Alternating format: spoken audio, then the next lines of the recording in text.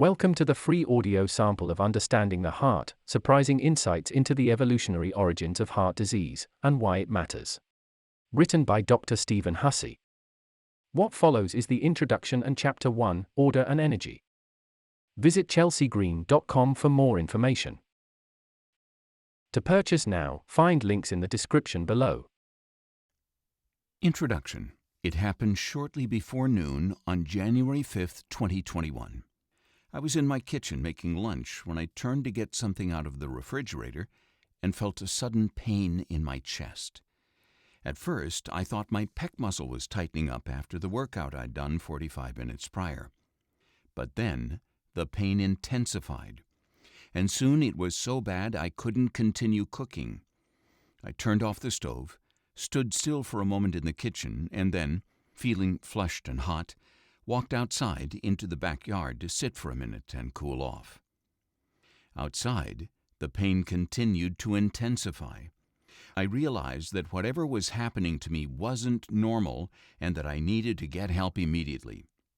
I thought for a moment about driving myself to the hospital, but the mounting intensity in my chest convinced me to call 911 instead. When the EMTs arrived, I walked a few steps to the stretcher, and off I went in the back of an ambulance. Inside the ambulance, the pain ratcheted so much that I couldn't keep a lid on it. I felt sorry for the EMT riding with me, who had to listen to my wails. When we arrived at the hospital, he wheeled me into the ER and handed the doctor a printout. The doctor looked at it and instructed her team, "Possible STEMI, prepare the cath lab." An ST elevation myocardial infarction, or STEMI, is a heart attack in which one of the three major arteries gets blocked. When a STEMI occurs in the left anterior descending LAD coronary artery, as mine did, it is known as a widowmaker because only 12% of people who experience them outside of a hospital setting survive. The medical team wheeled me into a room, cut off my shirt, took off my pants and underwear. I felt like there were 1,000,000 hands on me inserting IVs and prepping for the cardiac catheterization. Nurses bombarded me with questions about my health and how long I had been feeling this pain. I remember asking them not to call my parents just yet. I didn't want to burden them. Eventually, the nurses wheeled me out of the room and into an elevator, and up we went to the lab. Once in the catheterization lab, there were more hands everywhere. At first, they tried to go in through the radial artery in my wrist before abandoning that for the femoral artery. There was a sudden cold sensation on my groin as they sterilized the site. A male voice next to my left ear told me I was doing great and that it was going to be okay, but someone put defibrillator pads on me just in case. I heard the welcome instruction to administer morphine, and from there it got hazy. But the pain eased as people worked diligently all around me. When I started shivering, someone covered me with warm blankets. At the end of the procedure, the interventional cardiologist stood at my side and told me that although he'd found minimal atherosclerosis, a major acute clot had formed in the LAD artery, the largest coronary artery. He performed a balloon angioplasty, placed a stent, and told me it went in beautifully.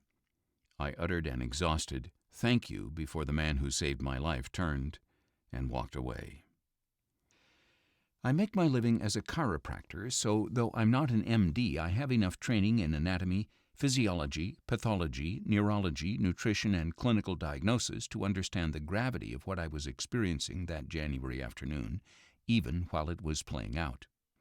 More importantly, I've lived with autoimmune type 1 diabetes since the age of 9.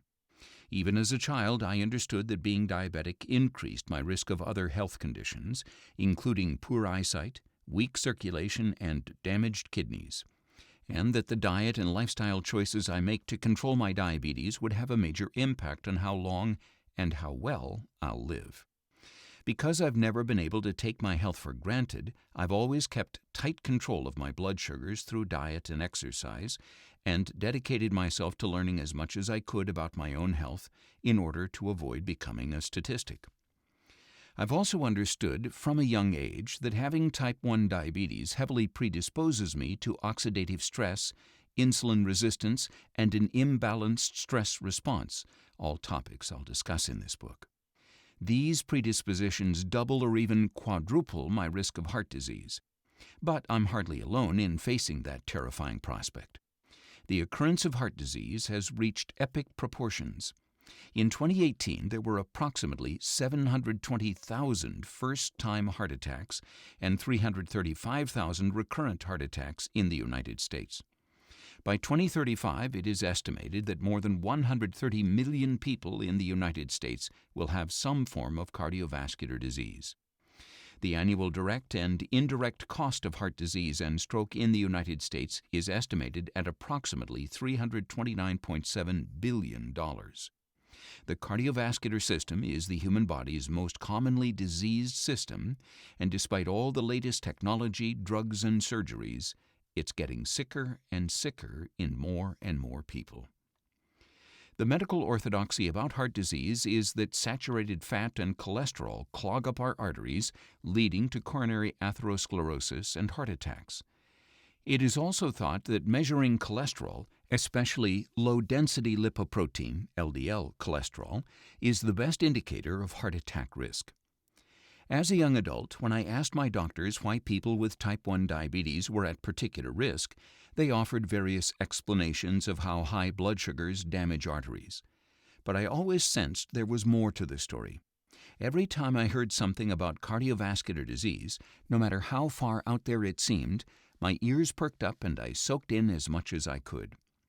Through my own health journey and experimentation, my formal medical and nutrition educations, and my relentless independent research, I have tried to learn everything I could about how to prevent this disease. What I've learned about the heart over the years has often surprised me and differed in many ways from what I had been taught and told. For example, the evolutionary origins of the nervous system helps explain current rampant rates of heart disease in the Western world. Special characteristics of heart tissue make heart cancer one of the rarest cancer diagnoses a person can receive. A body of research suggests that the heart is not actually the main mover of blood in the body, and the research-based critiques of the widely accepted idea that saturated fat and cholesterol lead to atherosclerosis, or clogging of the arteries, are quite convincing. As a result, my own diet is actually high, not low, in saturated fat, replete with animal proteins, animal fats, and organic vegetables. My interest in the heart is so deep, in fact, that I wrote a book about it, a first edition of the book you are listening to now, which I was intending to self-publish within a matter of weeks when I experienced the STEMI. Needless to say, as I lay there in the cath lab having suffered a major heart attack at the age of 34, I began to doubt that I had any knowledge or authority on the subject to share. I knew my doctors would draw a connection between the heart attack and my high-fat diet and elevated LDL, and they did. One by one, the doctors looked at my chart, saw elevated LDL, and explained that it was the cause of my heart attack. Despite the large amount of evidence presented that LDL does not cause heart attacks, as I lay there on the table, having suffered a major heart attack, with credentialed experts explaining to me the reasons why, I had to ask myself, why should anyone listen to me? What happened in the hospital over the next few days changed my mind. Although I was extremely grateful to the people who saved my life, doubts began to surface about my care as early as that first night in the cardiac ICU, as a nurse relayed the plan for managing my diabetes during my hospital stay. It was nothing like what I do at home. When I told the nurse my typical protocols, she said she would have to run it by the doctors in the morning. For that night, I would have to take the doses and type of insulin they recommended, not the amounts and types of insulin I use at home. Despite having had nothing to eat for the past 24 hours, the stress and inflammation from the heart attack had significantly increased my blood sugar. Point in fact, when I entered the cardiac ICU, my blood sugar was over 300. Normal for me is below 150. Earlier that day, making the lunch I never ate, it was about 87. The doses they gave me didn't bring it down, and in my experience, if blood sugar doesn't come down within a few hours with a given dose of insulin, you get more aggressive.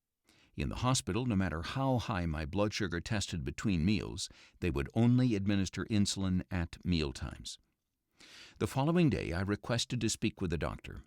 When the resident cardiologist and a pharmacist came in, I told them that I had been managing type 1 diabetes for 25 years. They had seen how good my A1C was, so they knew that I could do this on my own. I asked if they would permit me to manage it the way I usually do, but they didn't budge. They stuck to their plan, and I was stuck with high blood sugars. All told, they wanted me to take 11 different medications, not including my insulin, some of which I was familiar with, many of which I was not.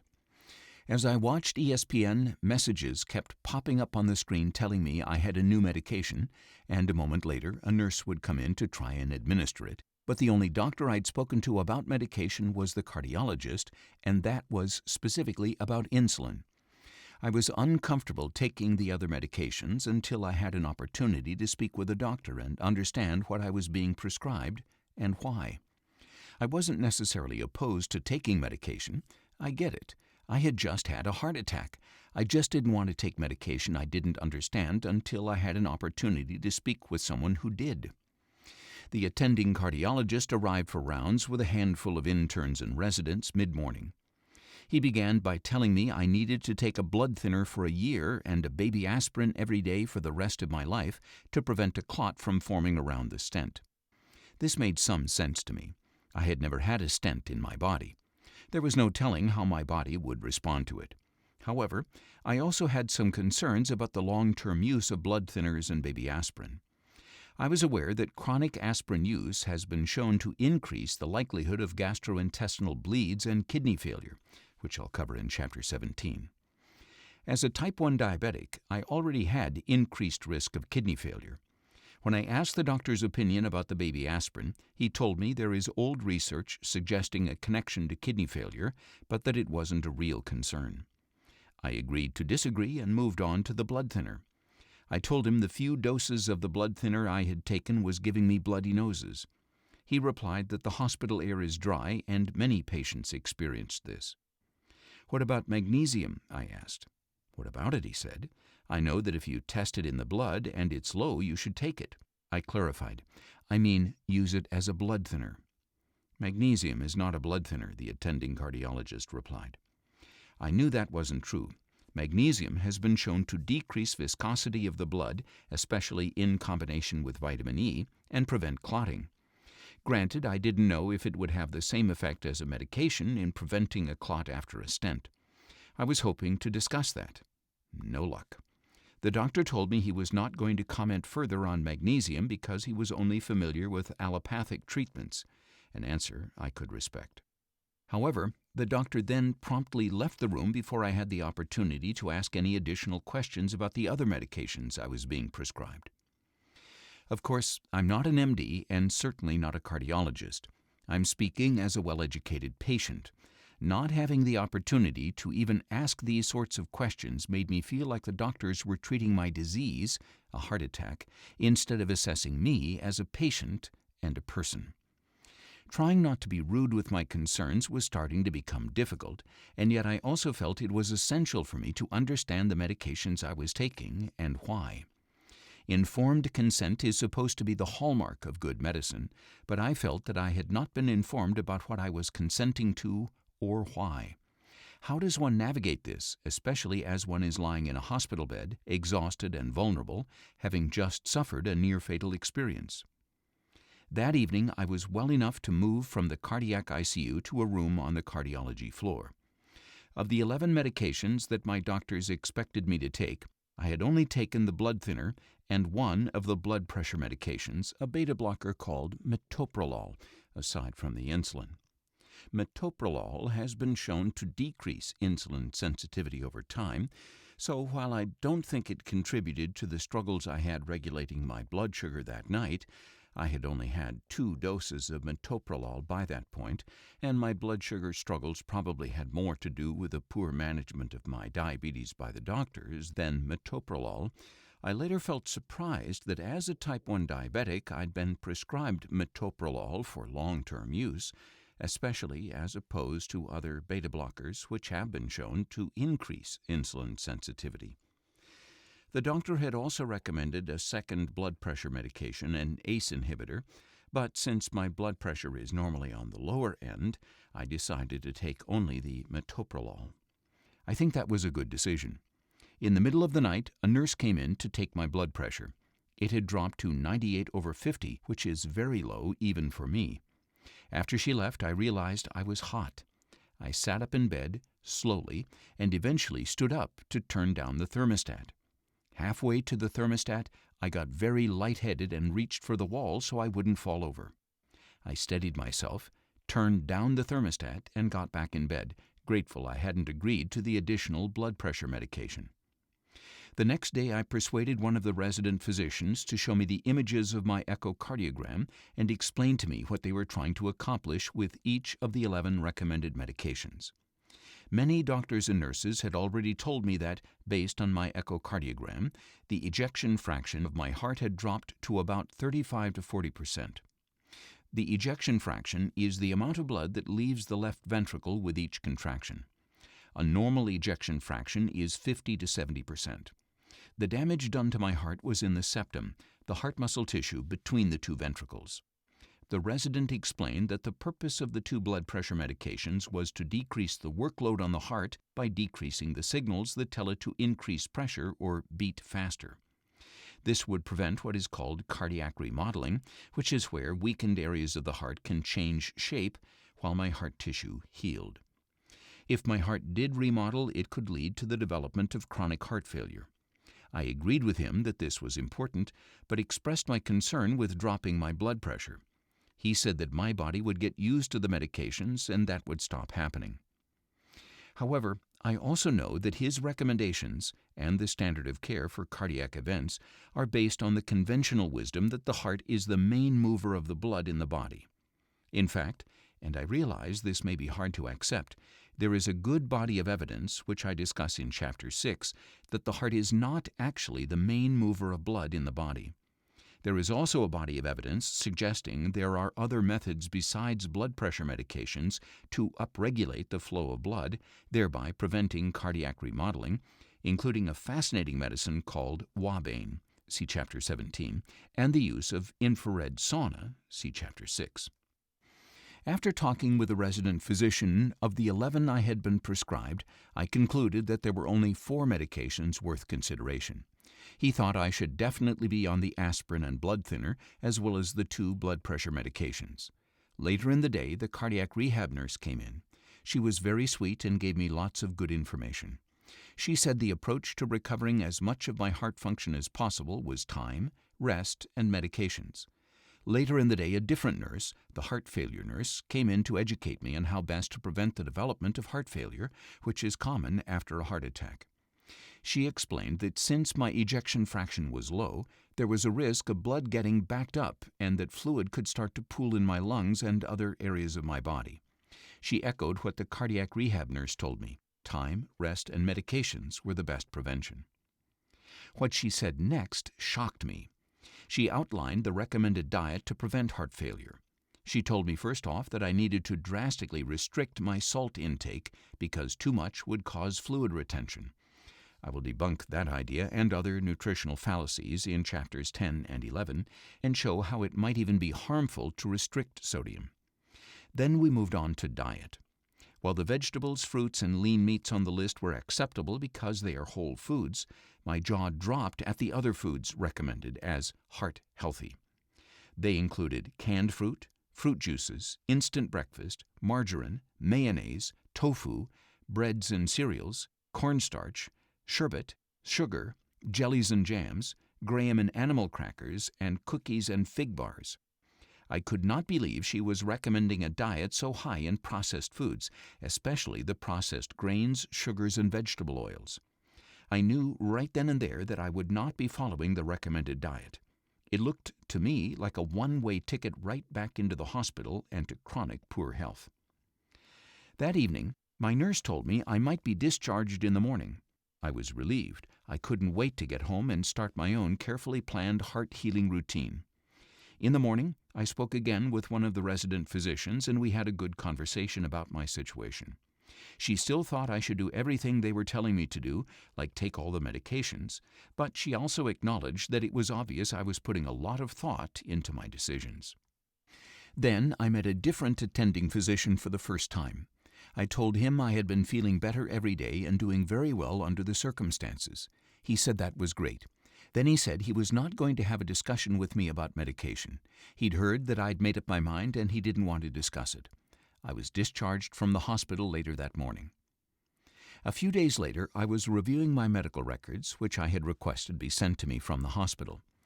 Aside from it being more information on my care than I had received from anyone in the hospital, one thing struck me as odd. My first night in the cardiac ICU, I had some chest pain, which I was told was normal after the heart attack and stent procedure. One of the nurses called in the resident physician who tried to troubleshoot it.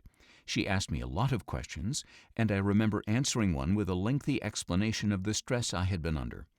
Her response was to prescribe me a Xanax. Nowhere in the medical records did anyone report that conversation. Perhaps they didn't think my stress was clinically relevant? In fact, as we'll see in chapters 2 and 8, there is a massive amount of evidence that chronic imbalance in our autonomic nervous system, especially our stress response, is a main contributor to heart disease and heart attacks, and that in many ways the diseases of modern society, including heart disease, are a direct result of the massive lifestyle changes humans have undergone in an evolutionarily short amount of time. I'm not criticizing my care because I'm angry. I understand the strengths and weaknesses of modern medicine. I think most of us do. And I remain incredibly grateful to the people and the medical advances that saved my life. I describe all this to illustrate the dilemma we all must grapple with, that modern medicine has two very different faces. In my case, the production of synthetic insulin and the development of a stent procedure are modern medical miracles that saved my life. I will be forever in debt to those who made those discoveries and perfected those advancements, as well as to those who used them with such skill and care. The flip side is that modern medicine is incredibly lacking. It's shockingly unenlightened about what actually fosters good health in humans, as well as about managing care following events such as the one I had, in a way that will put a patient on the true road to recovery and back in the land of good health. During my first night in the ICU, I had all but decided there was no way I could release this book. I was filled with self-doubt. But by the time I returned home, I had come to understand that many people have faced, or will face, the sorts of decisions and dilemmas I faced in the hospital. I believe the information in this book is critical for them, and no less relevant or correct because I had a heart attack. It is my hope that the information found in this book can ignite the open conversation about heart disease that is needed to inspire progress and change in our care and understanding of the heart. And while it's true that I don't have an MD and I'm not a cardiologist, and I'm cognizant that in our credential-driven world some will write me off entirely on that basis, my credentials are different and, I believe, stronger. Aside from having a medical background, I'm a patient, and this is my health. There is not a person in the world for whom the stakes are higher than the patient. It's not a person's career on the line, it's a person's life on the line.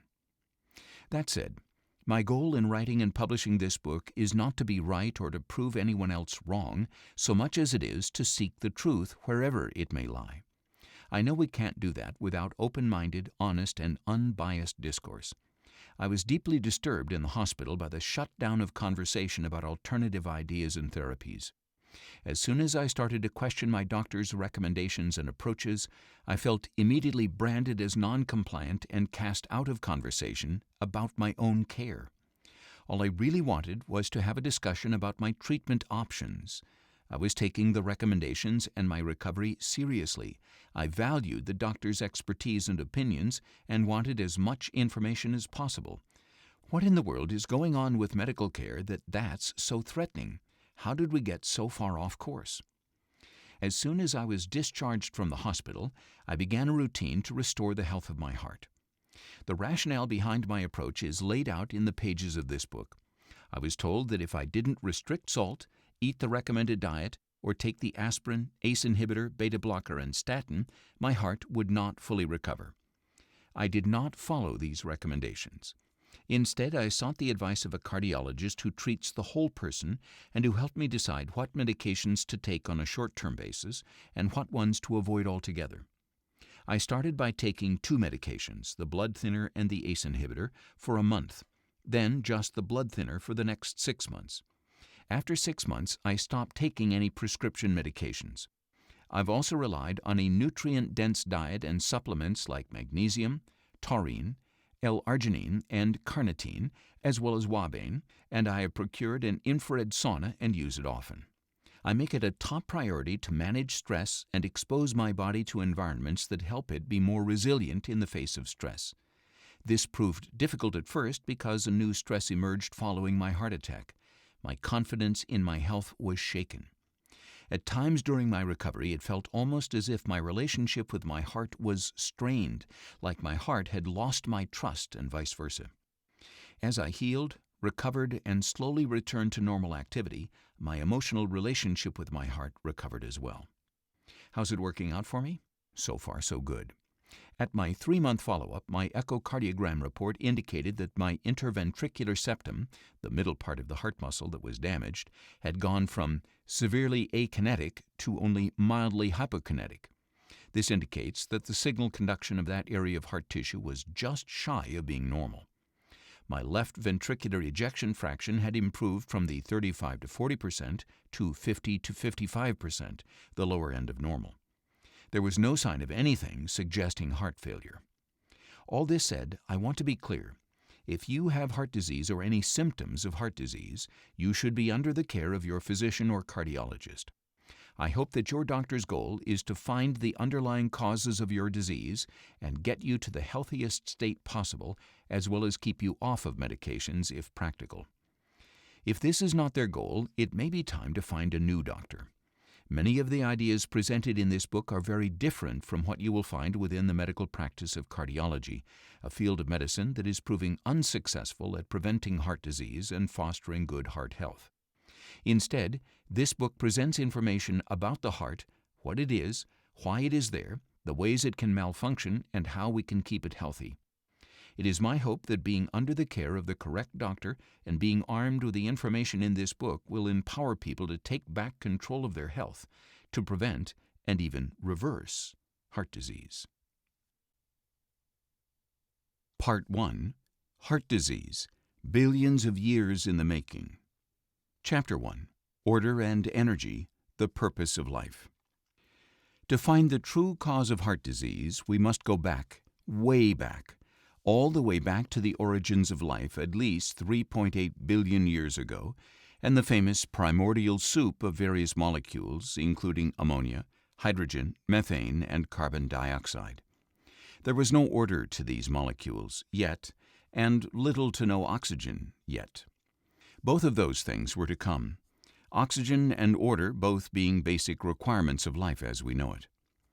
So how did we get from that primordial soup to oxygen and order, and life as we know it today? One of the most compelling explanations of how order arose has come from a physicist named Jeremy England at MIT. Dr. England has theorized that the beginnings of life were nothing special, more like an inevitable event given the laws of thermodynamics. In thermodynamics, entropy is the tendency of things to move from order to disorder, meaning that systems don't like concentrated energy to be concentrated for very long. Any system, including the Earth, will find ways to dissipate energy. England is aiming to prove that living things, be they insects, birds, whales, humans, are the best way that the Earth has found to dissipate concentrated sources of energy from an outside source, that is, the sun. Essentially, Dr. England says that if we had a bunch of molecules, primordial soup, in an environment with energy constantly pouring in, sunlight, then life eventually emerges as an efficient way for the system to concentrate and then disperse built-up energy. At first, the Earth was concentrating the sun's energy within itself until, at some tipping point, it required temporary storage tanks for the energy, and voila, life sprung forth, energy-needy storage tanks. If Dr. England is on the right track, this theory has huge implications for our ability to sustain health. Let's look more into the formation of life and how it connects to avoiding disease. At first, life was simple. Blob-like gels of molecules, protobionts or protocells, were the precursors to the first single-celled organisms. Proto means first. The environment was hostile and unpredictable, and protobionts, which could efficiently use the only consistent form of energy around, the sun, had a survival advantage. The better a protobiont could harvest energy from the sun in the form of adenosine triphosphate, ATP, the same molecule of energy currency our bodies use today, the better it could survive. That survival advantage was the beginnings of natural selection. Eventually, the protobionts developed the internal processes to create ATP on their own rather than having to harvest it from the sun. This happened 1.5 billion years ago and set things up for evolutionary advances that led to the first single-celled organisms, prokaryotes, bacteria cells, and eventually to eukaryotes, plant and animal cells. These single-celled organisms made energy by photosynthesis and released oxygen into the atmosphere as a byproduct. Around the same time, the Earth's volcanic activity started to decline. These two circumstances led to a shift in the composition of the gases in the atmosphere. There was a decline in the hydrogen, methane, and carbon dioxide gases from the volcanic activity, and an increase in atmospheric oxygen from protobionts' photosynthesis. This dramatic change in the composition of atmospheric gases was disadvantageous to the single-celled organisms that had grown accustomed to an atmosphere heavy in hydrogen, methane, and carbon dioxide. On the other hand, it was highly advantageous to other primitive bacteria which adapted to use oxygen to make ATP. These opportunistic bacteria flourished on what was becoming an oxygen-rich Earth. This is amazing if you pause to think about it. But then, something even more amazing happened. Somewhere along the way, one of those primitive oxygen-adapted bacteria took up residence in another, larger bacterium that had not yet learned how to use oxygen. It started making energy for the larger bacterium.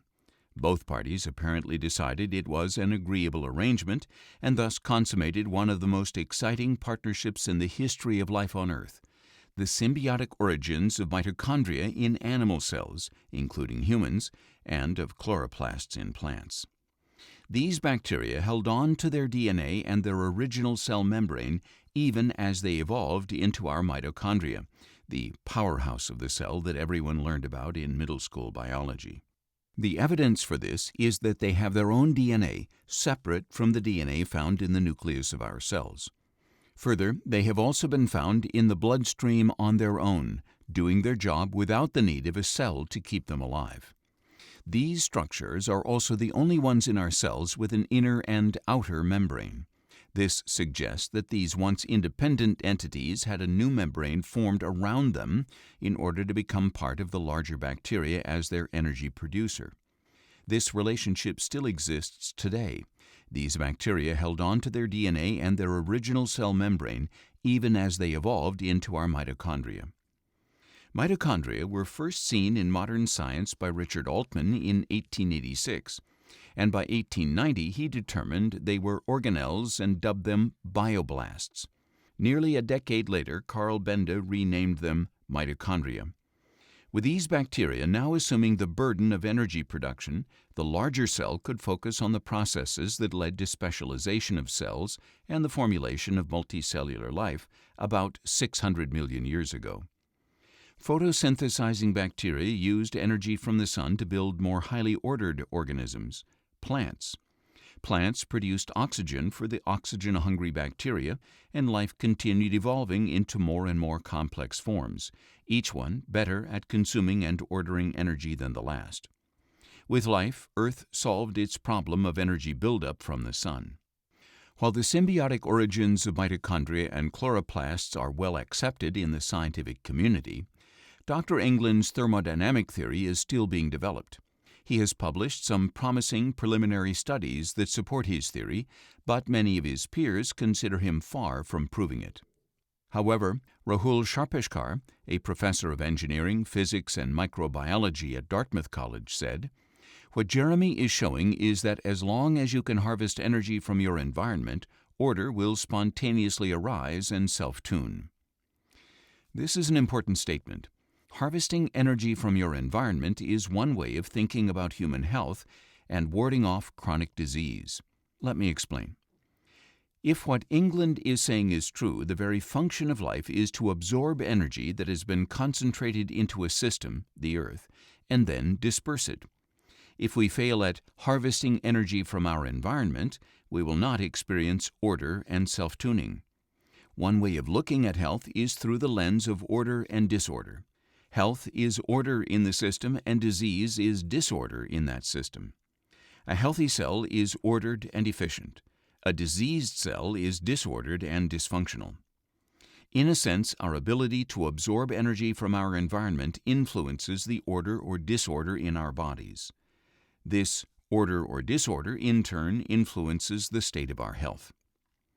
How do we absorb energy from the environment and convert it into a form our bodies can use? That process is the job of our oxygen-using mitochondria. Without this energy-making process, humans would not exist. We would not be able to accomplish the basic tasks to sustain life. Our bodies would tend toward disorder. Without our mitochondria making energy, our tissues fail, leading to disorder and death. If our mitochondria are only able to make some energy, we may sustain life, but only in a semi-disordered state, also known as chronic disease. Healthy mitochondria are imperative for us to continue absorbing energy to maintain the health or order in our body tissues. How do mitochondria make energy? They use oxygen to make ATP, the energy currency of our body, mainly by passing electrons down the electron transport chain, ETC. The ETC is located on the inner mitochondrial membrane. In this process, with the help of the oxygen we breathe, certain molecules are oxidized, meaning they donate an electron. This electron donation is passed down the ETC, and it is this passing along that generates our energy. Where do we get these molecules that donate electrons? Mainly from the food we eat. Your body can convert sugar into glucose or lactate, or it can burn fatty acids and ketones, the better option. Any of these molecules can be converted into acetyl-CoA, which then runs through the Krebs cycle where it is oxidized, creating more molecules that can donate more electrons down the ETC to make ATP. Contrary to popular belief, however, food is only a small part of how our bodies get energy. While the mitochondria are the way we use food to create energy in the form of ATP, our bodies can also soak up lots of energy from the environment that surrounds us. This energy is in the form of electrons and has a direct effect on the water in every organ, tissue, and cell in our bodies. Energizing the water in these structures by harvesting electrons from the environment makes everything easier for mitochondria and all cellular processes. We are designed to soak up and dissipate energy. Our ability to do this keeps us in good health. Our mitochondria are important, and not just so that we can continue to maintain equilibrium with the laws of thermodynamics. Aside from making our energy, they are also responsible for cell-to-cell communication, regulating the cycle of cell growth and death, and cell differentiation. Losing these functions is a recipe for disorder and disease. But what causes the damage we see in our mitochondria?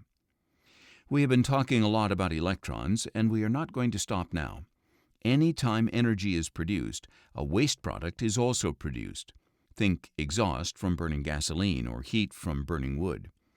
In the case of our mitochondria, when they burn a fuel source, one of the waste products they produce are free radicals. A free radical is a molecule with an unpaired electron. Electrons like to travel in pairs and are unhappy when they don't have one. If a molecule has an unpaired electron, it will look around for one to steal, including from an antioxidant. Luckily, our body makes its own antioxidants like glutathione and superoxide dismutase that are good at neutralizing free radicals, something life has done, mitigate free radicals produced in the energy-making process, for billions of years. Of course, we must give our bodies the right food to stimulate antioxidant production. See Chapter 11. Life is all about harvesting energy in the form of electrons from our environment, and health is all about neutralizing the waste products created via this process. We all know that the more wear and tear we put on a car, the shorter life it will have. This is the same for living things. We have to create enormous amounts of energy to maintain the order in our bodies and counteract the entropy that leads our bodies toward disorder. The problem is that the more energy we produce, the more wear and tear in the form of free radicals we get. This is inevitable, yet wear and tear can happen throughout our lives without us experiencing poor health. We must maintain a balance between the number of free radicals we produce and the ability of our bodies to negate those free radicals. When this balance is off, it will contribute to illness. Unfortunately, living the way we do in our modern civilizations, we tend not to produce enough internal antioxidants to take care of these free radicals. Most people don't eat enough of the right nutrients for our body to make our own antioxidants, and they don't get enough contact with nature to absorb electrons. What's more is that these days we are exposed to thousands of unnatural toxins, heavy metals, artificial fragrances, air pollution, etc., that act as free radicals in our bodies. All these free radicals can spell disaster for our mitochondria. Whenever those free radicals, whether produced by mitochondria or an external toxin, aren't neutralized, they will steal an electron from the nearest place they can. Due to proximity, this often ends up being the membranes of the very mitochondria that made them. When a free radical steals an electron from the mitochondrial membrane, it damages that membrane. If this happens enough, then the mitochondria cannot do their job of enabling us to use and dissipate energy. The breakdown in mitochondria results in chronic disease. When things get bad enough, free radicals can damage many tissues in the body, including the lining of an artery. Before we get into the role that mitochondrial damage plays in the heart, let's look at another consequence of poor mitochondrial health. In the 1920s, Otto Warburg and his team discovered that cancer cells stopped relying on oxidative phosphorylation, the main way our cells make energy, and instead relied on glycolysis and lactate fermentation. This is called the Warburg effect, and it won him the Nobel Prize in 1931. This effect basically means that instead of using oxygen to make energy, the cells found a way, or were forced to find a way, to make energy without using oxygen. More recently, metabolic researcher Dominic D'Agostino and cancer researcher Dr. Thomas Seyfried have solidified the metabolic theory of cancer. Cancer cells have some interesting characteristics. They are anaerobic, meaning they don't use oxygen. They are acidic, they are rapidly dividing, and they are undifferentiated. So we have cancer cells that display these unique characteristics. Why? Let's illustrate this another way. When a human is conceived, the egg and sperm come together to form a zygote cell. That cell implants itself in the lining of the uterus. At this point, the cell has no blood supply and therefore no oxygen. Initially, this cell grows into what is called a morula and then a blastocyst by rapidly dividing to start the process of growing a fetus. Interestingly, these early dividing cells are anaerobic, undifferentiated, and rapidly dividing. Sounds like cancer. Once the blood supply from the placenta develops at around the 2-week mark, the cells of the fetus start to use oxygen and become aerobic. They start to differentiate into different types of cells, and they have more controlled cell division. This is the normal, non-cancerous way cells usually act. The key here is the presence of oxygen. The question is, why does a cell stop using oxygen and become cancerous? Remember that the mitochondria are the structures in our cells that allow us to use oxygen. When they become damaged, the cell cannot utilize oxygen anymore. This triggers the cell that contains this damaged mitochondria to turn on oncogenes, tumor cells, in the DNA in the nucleus of the cell, which instructs the cell to become anaerobic, undifferentiated, and rapidly dividing cancer cells, the only thing it knows how to do in order to survive. When faced with the inability to use oxygen, the cell must either die or become cancerous. It's sort of a survival mechanism. The cancer solution keeps the tissue alive short term. Obviously, it is not a good long-term solution. There are many things that can cause the excess free radicals in our bodies that damage our mitochondria. One is a large amount of toxins our bodies are exposed to on a daily basis. According to Herbert Needleman, who spent his life studying the effect of chemicals on children, at least 70,000 new chemical compounds have been invented and dispersed into our environment since 1950, and many of them can act as free radicals directly. Free radicals can also increase dramatically when our cells become too reliant on burning carbohydrates in the form of glucose for fuel instead of fatty acids and ketones. This is what brings us to the heart. The cardiac myocytes, muscle cells, are some of the most mitochondria-dense cells in the body. This is because of the massive amount of energy the heart needs and the large amount of oxygen it uses. Most of our organs prefer to burn fat for fuel, but this is especially true of the heart. When other organs are forced to burn predominantly glucose for long periods of time, cells can switch from oxidative phosphorylation to glycolysis, leading to cancer. If the heart is forced to burn predominantly glucose, something far worse and potentially fatal can happen: a heart attack. Do you see the importance of these little bacteria that the cells of life adopted so long ago? Aside from helping us fulfill life's role on Earth, they keep us healthy by using oxygen to make fuel for our bodies. The breakdown of this energy-producing process can result in excess free radicals, a state called oxidative stress, and this is one of the imbalances that contributes to heart disease. Luckily, there are ways to repair mitochondria or generate new ones, which we will discuss in Part 3. Visit chelseagreen.com for more information.